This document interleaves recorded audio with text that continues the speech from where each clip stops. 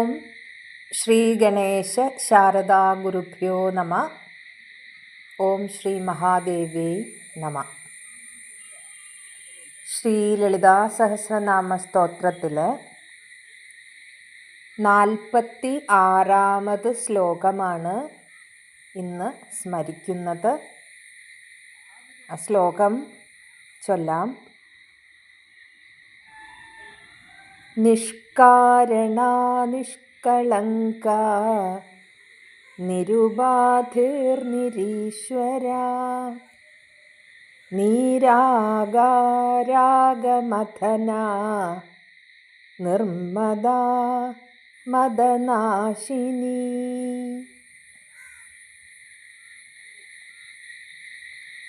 ആദ്യത്തെ നാമം നിഷ്കാരണ. നിഷ്കാരണ കാരണരഹിത, കാരണം ഇല്ലാത്തവൾ. ഈ വിശ്വത്തിന് മുഴുവനും കാരണമായി വിരാജിക്കുന്നു ശ്രീ മഹാദേവി. അമ്മ അനാദിയാണ്, നിത്യയാണ്. എന്നുമെന്നും ശാശ്വതമായി നിലകൊള്ളുന്ന മഹാചൈതന്യമാണ് അമ്മ.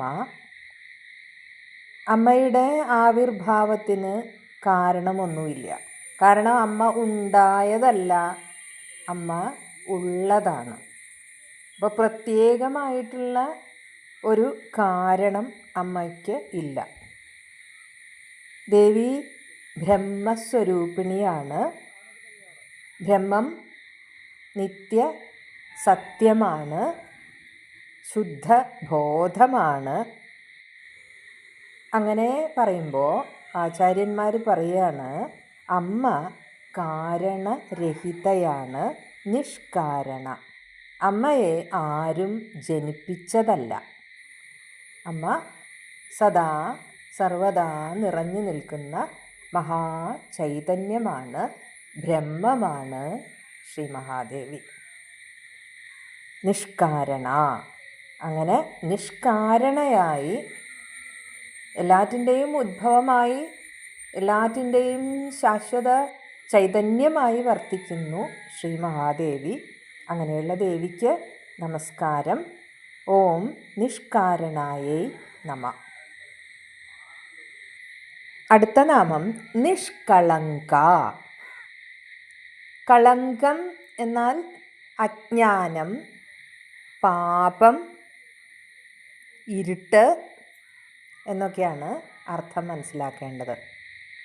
കളങ്കമില്ലാത്തവൾ നിഷ്കളങ്ക, പാപമില്ലാത്തവൾ ദേവി. ദേവിക്ക് പാപമില്ല, കളങ്കമില്ല. അപ്പോൾ നമ്മൾ മനസ്സിലാക്കേണ്ടത് ഭക്തൻ്റെ അറിവില്ലായ്മയെ, അജ്ഞാനത്തെ, പാപത്തെ, കളങ്കങ്ങളെ എല്ലാം ഇല്ലായ്മ ചെയ്യുന്നവൾ ശ്രീ മഹാദേവി, കാരുണ്യമൂർത്തിയായ അമ്മ. ബ്രഹ്മം എന്ന് പറയുമ്പോൾ പരിശുദ്ധമാണ്, പാപലേശമില്ലാത്ത നിത്യചൈതന്യമാണ് ദേവി. ഒരു കളങ്കമോ ഒരു കറുത്ത പാടോ യാതൊരു വിധത്തിലുള്ള അജ്ഞാനമോ ഒന്നും ബാധിക്കാതെ നിത്യചൈതന്യമായി ഭാസ്വത്തായിട്ട് വർത്തിക്കുകയാണ് ദേവി. അങ്ങനെ നിഷ്കളങ്ക, കളങ്കമില്ലാത്ത നിത്യശാന്തി പകരുന്ന ദേവി നിഷ്കളങ്ക. ഓം നിഷ്കളങ്കായൈ നമ. അടുത്ത നാമം നിരുപാധി. നിരുപാധി എന്ന് പറയുമ്പോൾ ഉപാധിയില്ലാത്തവൾ ദേവി. ദേവിയുടെ നാമം നിരുപാധി, ഉപാധി ഇല്ലാത്തവൾ ശ്രീ മഹാദേവി. നിർ ഉപാധിയാണ്. നിർ എന്ന് പറഞ്ഞാൽ ഇല്ലാത്തത്. ഉപ എന്ന വാക്കിനർത്ഥം സമീപം എന്നാണ്. സമീപം. നമ്മൾ ഉപവാസം എന്ന് പറയാറില്ലേ, അപ്പോൾ ഭഗവാന്റെ അമ്മയുടെ അടുത്ത് ഇരിക്കുകയാണ്, ചേർന്നിരിക്കുക, മറ്റ് കളങ്കങ്ങളൊന്നുമില്ലാതെ ചേർന്നിരിക്കുകയാണ്. അതാണ് ഉപവാസം, അടുത്ത് വസിക്കുകയാണ്, ഇരിക്കുകയാണ്. ഇവിടെ സമീപം, പിന്നെ ആധി. ആധി എന്നാൽ നൽകുന്നു. നമ്മൾ ഒത്തിരി ശ്രദ്ധിക്കണം ഈ നാമം. ആധി എന്ന് പറഞ്ഞാൽ നൽകുന്നു. ഇവിടെ അർത്ഥം പറഞ്ഞത് എന്താ? ദേവിക്ക് ഉപാധിയില്ല. യാതൊന്നിൻ്റെയും ബലത്താലല്ല അമ്മ പ്രകാശിക്കുന്നത്. പിന്നെ അമ്മയുടെ പ്രകാശം മറ്റുള്ളവർക്ക് കൊടുക്കുന്നുമില്ല. സ്വതന്ത്രയാണ് അമ്മ. അപ്പോൾ ദേവിക്ക് ഉപാധിയില്ല എന്ന് പറയുമ്പോൾ എപ്പോഴും സ്വയം ശുദ്ധ സത്വമായി സ്ഥിതി ചെയ്യുന്നു ശ്രീ മഹാദേവി. സദാ എപ്പോഴും പരിശുദ്ധമായിട്ട് സത്യമായി ശുദ്ധ ബോധമായി സ്ഥിതി ചെയ്യാണ് അമ്മ. യാതൊരു വിധത്തിലുള്ള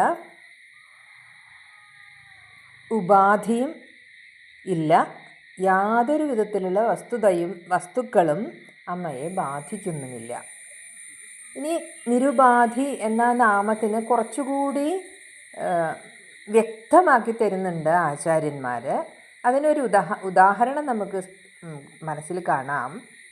ഒരു സ്ഫടികം, ആ സ്ഫടികത്തിന് അടുത്ത് ഒരു ചുമന്ന പുഷ്പം വയ്ക്കുക. സ്ഫടികത്തോട് ചേർത്ത് ഒരു ചുമന്ന പുഷ്പം വെച്ചാൽ ആ സ്ഫടികത്തിന് ചുമന്ന നിറമായിട്ട് നമുക്ക് തോന്നുകയാണ്, അല്ലെങ്കിൽ ചുമന്ന നിറം നമുക്ക് കാണാം. ആ ചുമന്ന പുഷ്പം മാറ്റിയിട്ട്, ആ ചെമ്പരത്തിപ്പൂ എടുത്ത് മാറ്റിയിട്ട് ഒരു നീല പുഷ്പം വയ്ക്കുകയാണ്. അപ്പോൾ നീല ശംഖുപുഷ്പം വച്ചു. നീല ശംഖുപുഷ്പം വെച്ചാൽ ആ ഉപാധിക്കനുസരിച്ച്, അപ്പോൾ ഈ പുഷ്പങ്ങൾ ഉപാധികളാണ്. ചെമ്പരത്തി ചുമന്ന ഉപാധി വെച്ചു, നീല ശംഖുപുഷ്പം നീല ഉപാധിയായിട്ട് വെച്ചു. അപ്പോൾ ഈ സ്ഫടികത്തിൽ നീലപുഷ്പം വെച്ചാൽ ആ ഉപാധിക്കനുസരിച്ച് നിറം മാറുന്നു. ഏതാണോ ഉപാധിയായിട്ട് ചേർന്നിരിക്കുന്നത് ആരാണോ അതിനനുസരിച്ച് ആ ആധി അത് നൽകുകയാണ് ചെയ്യുന്നത്. തൊട്ടടുത്തുള്ളതിന് തൻ്റെ ധർമ്മത്തെ നൽകുന്ന സാധനമാണ് ഉപാധി. ഇപ്പോൾ സ്ഫടികത്തിന് പൂക്കൾ അതിൻ്റെ ധർമ്മത്തെ നൽകുകയാണ്. അപ്പോൾ ആ പൂക്കൾ ഉപാധിയാണ്. ഓരോ നിമിഷവും നീലപ്പൂ മാറ്റുമ്പോൾ ആ നീല നിറം വരുന്നു, വെളുത്ത പുഷ്പം വയ്ക്കുമ്പോൾ ആ നിറം വരുന്നു. അപ്പോൾ അങ്ങനെ ഉപാധിക്കനുസരിച്ച് സ്ഫടികങ്ങൾ നിറവ്യത്യാസം അനുഭവപ്പെടുന്നു, നമുക്ക് കാണാൻ സാധിക്കുന്നു. എന്നാൽ ദേവിയുടെ അടുത്ത് എന്ത് വച്ചാലും എന്തായിരുന്നാലും ശരി, ദേവി ആ വസ്തുവിനനുസരിച്ച് മാറുന്നില്ല. ദേവിയുടെ അടുത്ത് എന്തെന്ത് വസ്തുക്കൾ വെച്ചുവോ, വിവിധ നിറങ്ങളിലുള്ള വസ്തുക്കൾ വെച്ചോ, ഈ ഉപാധികൾ വെച്ചോ, പക്ഷേ ദേവി അതിനനുസരിച്ച് മാറുന്നില്ല. അമ്മ ഉപാധിയാണ്. അങ്ങനെയാണ് പറയുന്നത്. ദേവിക്ക് ഉപാധിയില്ല. ദേവി നിത്യശുദ്ധ സത്വബോധമായി വർത്തിക്കുകയാണ്. അങ്ങനെയുള്ള ശുദ്ധ ജ്ഞാനമൂർത്തിയായിട്ടുള്ള പരബ്രഹ്മമൂർത്തിയായിട്ടുള്ള അമ്മയ്ക്ക് നമസ്കാരം. ഓം നിരുപാധയേ നമ.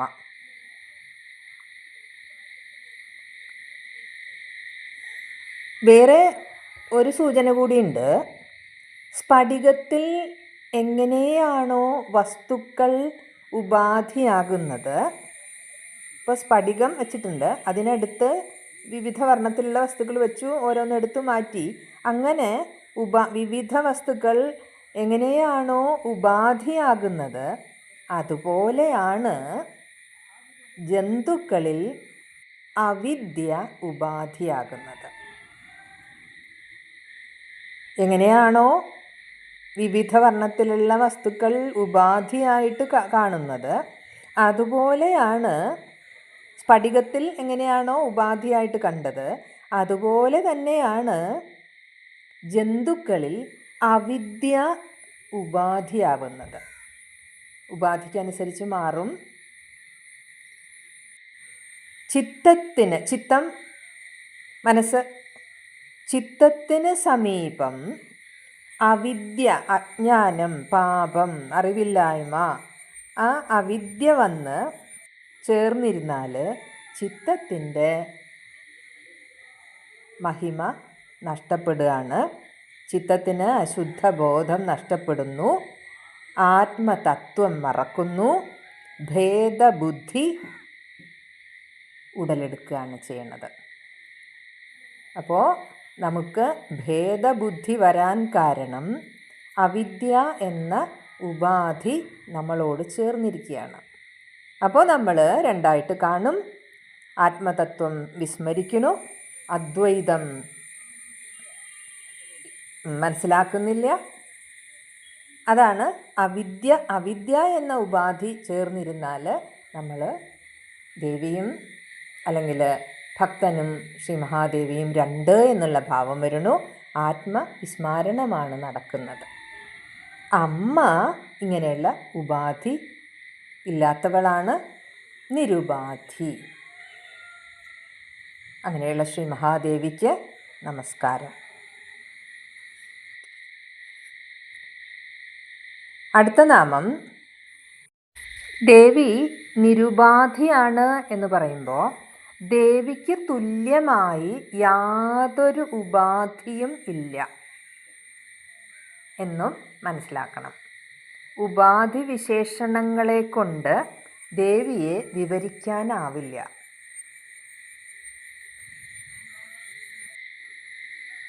സ്വഭാവം, ലിംഗം, ആകൃതി, കാലം, വാക്ക് തുടങ്ങിയ ഉപാധികൾക്ക് വഴങ്ങാത്തവളാണ് ദേവി. കമ്പാരിസൺ സാധിക്കില്ല.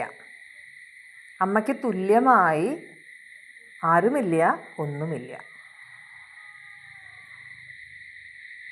അത്തരത്തിലുള്ള യാതൊരുവിധ മാനദണ്ഡങ്ങളെ കൊണ്ടും അളവുകോലുകളെ കൊണ്ടും അളന്ന് തിട്ടപ്പെടുത്താനാവാത്ത മഹാശക്തിയാണ് അമ്മ.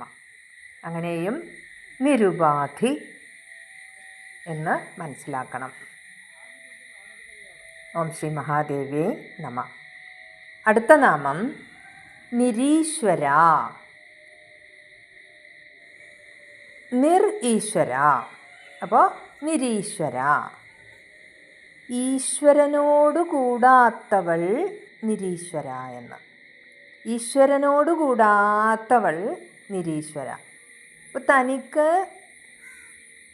ഈശ്വരനായി മറ്റാരുമില്ലാത്തവൾ, തനിക്ക് ഈശ്വരനായി, രക്ഷകനായി, രക്ഷിതാവായി ആരുമില്ലാത്തവൾ. അങ്ങനെ പറയുമ്പോൾ എല്ലാറ്റിൻ്റെയും രക്ഷക ദേവിയാണ്. അങ്ങനെയാണ് നിരീശ്വര. അമ്മ പരബ്രഹ്മസ്വരൂപിണിയാണ്. മറ്റാർക്കും അമ്മയിൽ അധീശത്വം ചെലുത്താനാവില്ല. ജഗത്തിൻ്റെ തന്നെ ഈശ്വരിയാണ് ജഗതീശ്വരിയായ അമ്മ. ത്രിമൂർത്തികൾ പോലും ആരാധിക്കുന്നു, പൂജിക്കുന്നു, ആശ്രയിക്കുന്നു. അങ്ങനെയുള്ള ദേവി നിരീശ്വരയാണ്. ദേവിയോട് ആജ്ഞാപിക്കാൻ ആരുമില്ല, ഒരു ശക്തിയുമില്ല. അങ്ങനെ തനിക്ക് താൻ തന്നെയായി ഈശ്വരിയായി വർത്തിക്കുകയാണ് അമ്മ. ഇനി സഗുണ ആരാധന, നിർഗുണ ആരാധന, രണ്ട് തരത്തിൽ ആരാധിക്കുകയാണ്. നമ്മൾ ദേവിയിൽ ഗുണങ്ങൾ കാണുന്നു, രൂപം, മാഹാത്മ്യം, സൗന്ദര്യം. ആ മാഹാത്മ്യങ്ങൾ ഓരോന്ന് കണ്ടുകൊണ്ട് സഗുണ ആരാധനയുണ്ട്. എന്നാൽ ദേവി നിർമ്മലമായ തത്വമാണ്, നിശ്ചലമായ തത്വമാണ്, നിത്യ ശക്തിയാണ്. ആ ഭാവത്തിൽ അതിന് നിർഗുണ ഭാവത്തിൽ ആരാധനയുണ്ട്. അപ്പം ഇങ്ങനെ ഇവിടെ സേശ്വര പൂജ എന്ന് പറയുമ്പോൾ അവിടെ ഗുണത്തോട് കൂടിയിട്ട് നമ്മൾ ദേവിയെ ആരാധിക്കുകയാണ്. എന്നാൽ ഗുണങ്ങളെ മാറ്റിയിട്ട്, ഗുണങ്ങളെ കൽപ്പിക്കാതെ പൂജ ചെയ്യണു, ആരാധിക്കുന്നു. അവിടെ നിരീശ്വര എന്നും പറയുന്നുണ്ട്. ഈശ്വരവാദം, നിരീശ്വരവാദം രണ്ടും അമ്മയ്ക്ക് ചേരും. അങ്ങനെയുള്ള ശ്രീ മഹാദേവിക്ക് നമസ്കാരം. അടുത്ത നാമം നീരാഗ. നീരാഗ എന്നാൽ രാഗം ഇല്ലാത്തവൾ. നീരാഗ, രാഗം ഇല്ലാത്തവൾ. രാഗം എന്ന് പറയുമ്പോൾ ക്രോധാദി വികാരങ്ങളെയാണ് ഇവിടെ പറയണത്. ക്രോധം, ലോഭം, മോഹം അങ്ങനെ തുടങ്ങിയിട്ടുള്ള വികാരങ്ങളില്ലാത്തവളാണ്. രാഗം, ആഗ്രഹം, താല്പര്യം ഒന്നുമില്ല. ഇച്ഛ, ദ്വേഷം അങ്ങനെയുള്ള വികാരങ്ങൾ ഇല്ലാത്ത മഹാദേവി. അങ്ങനെ ഭക്തരുടെ ആഗ്രഹങ്ങൾ സാധിപ്പിച്ചു കൊടുക്കാനായിട്ട് അമ്മ ഏതു ഭാവവും ഏതു രൂപവും കൈക്കൊള്ളും. പക്ഷെ അമ്മയ്ക്ക് ആഗ്രഹങ്ങളില്ല, ഗുണമില്ല, മോഹമില്ല, ആകാരവുമില്ല. പക്ഷേ ഭക്തൻ്റെ സംരക്ഷണത്തിന് ഏതു ഭാവമാണോ തനിക്ക് സ്വീകരിക്കേണ്ടത് അതിനനുസരിച്ച് അത് ദേവിയുടെ ഒരു ലീലയാണ്. ആ ലീല ആടുകയാണ് അമ്മ ചെയ്യണത്. അപ്പോൾ ഭക്തൻ്റെ ആഗ്രഹങ്ങൾ സാധിപ്പിച്ചു കൊടുക്കുന്നു ശ്രീ മഹാദേവി. പക്ഷേ ദേവിക്ക് ആഗ്രഹങ്ങളില്ല, മോഹങ്ങളില്ല, രാഗം ഇല്ല. രാഗവുമില്ല, വിരാഗവുമില്ല, ഇച്ഛയുമില്ല, ദ്വേഷവുമില്ല. അങ്ങനെ ആഗ്രഹങ്ങളില്ലാത്ത നിറഞ്ഞ ചൈതന്യമാണ് അമ്മ. ശക്തിമൂർത്തിയാണ് അമ്മ. നീരാഗ. അങ്ങനെയുള്ള ദേവിക്ക് നമസ്കാരം. ഓം നീരാഗായേ നമ. വേറൊരർത്ഥം പറയുകയാണെങ്കിൽ നീര് എന്ന് പറയുമ്പോൾ ജലം, അകം എന്ന് പറഞ്ഞാൽ പർവ്വതം. അമ്മയ്ക്ക് ജലം എന്ന് വിശേഷിപ്പിച്ചാലും ചേരും, പർവ്വതം എന്ന് വിശേഷിപ്പിച്ചാലും അത് അമ്മയ്ക്ക് അനുയോജ്യമാണ്.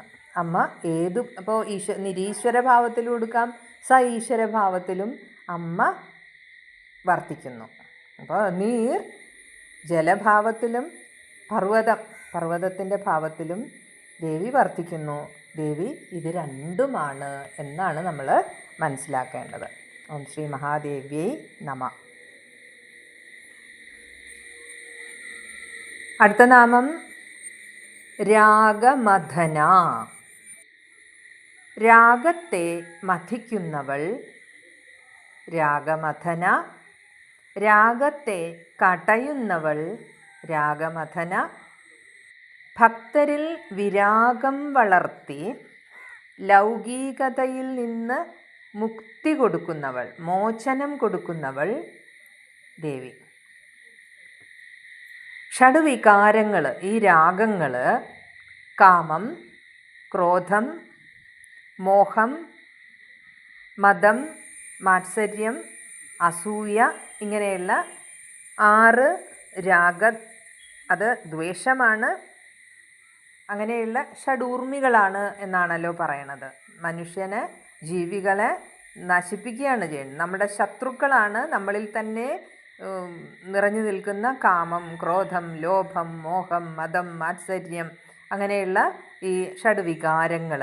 ആ വികാരങ്ങളെ കടഞ്ഞ് ഇല്ലാതാക്കുകയാണ് ചെയ്യുന്നത്. ഭക്തരിൽ വിരാഗം വളർത്തുന്നു ശ്രീ മഹാദേവി. ഇങ്ങനെയുള്ള വികാരങ്ങളെ മഥിച്ച് നശിപ്പിക്കുന്നവളാണ് ശ്രീ മഹാദേവി. ഇച്ഛ, ദ്വേഷ്യം, വെറുപ്പ് ഇങ്ങനെയുള്ള അടക്കാനാവാത്ത ആഗ്രഹങ്ങൾ അത് രാഗം കാരണം മനുഷ്യനിൽ വരികയാണ്.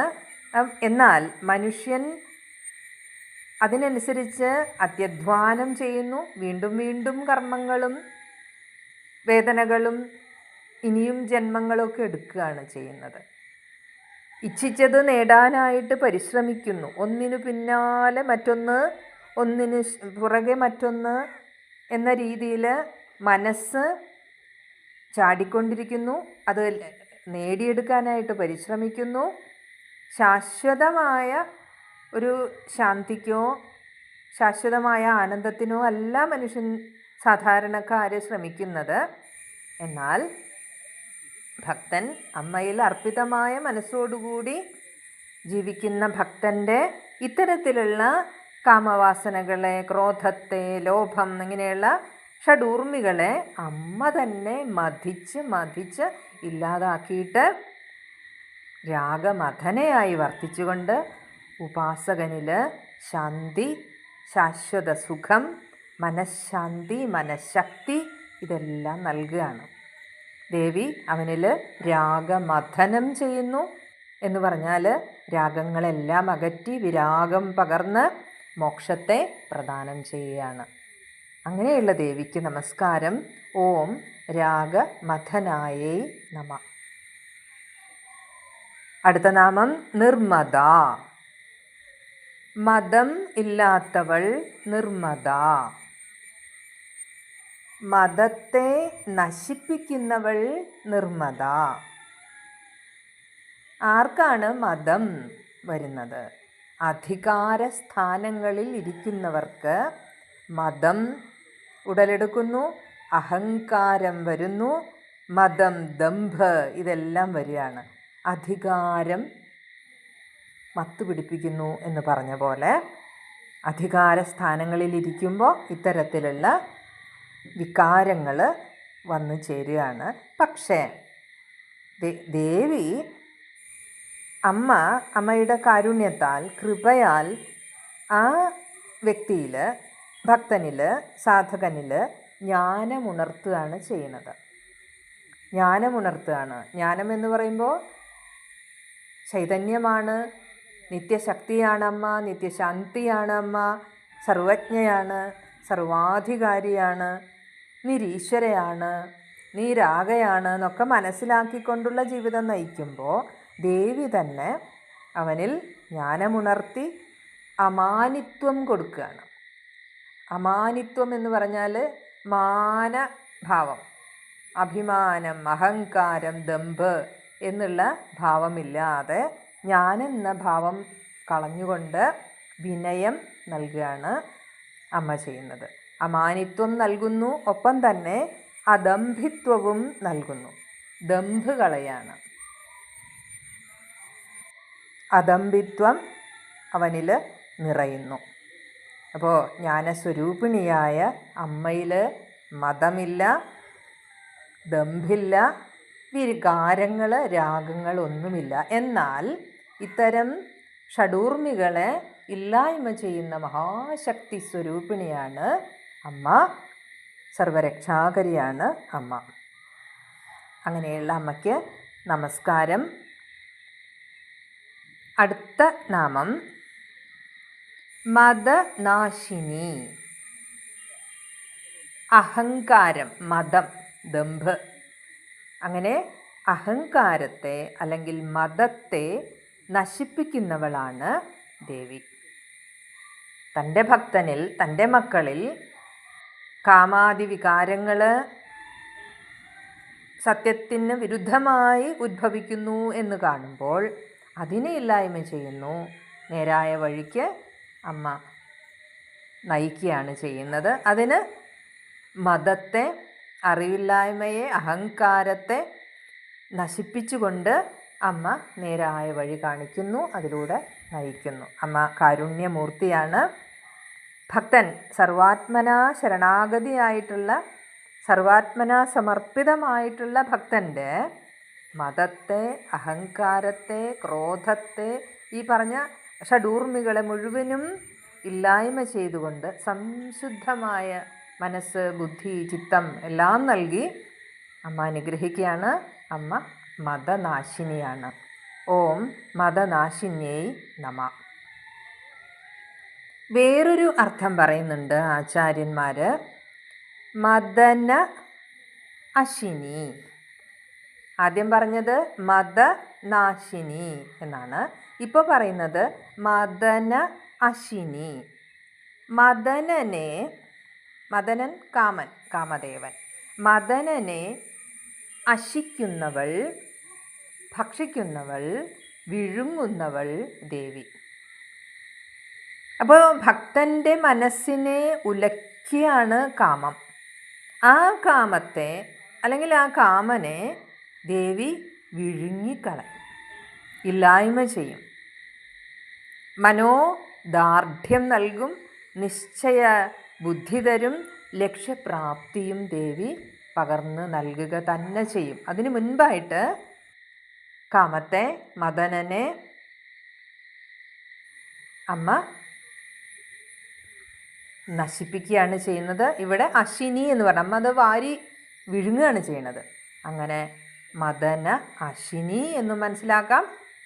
ഒപ്പം മദനാശിനിയാണ്. ഓം ശ്രീ മഹാദേവ്യൈ നമ.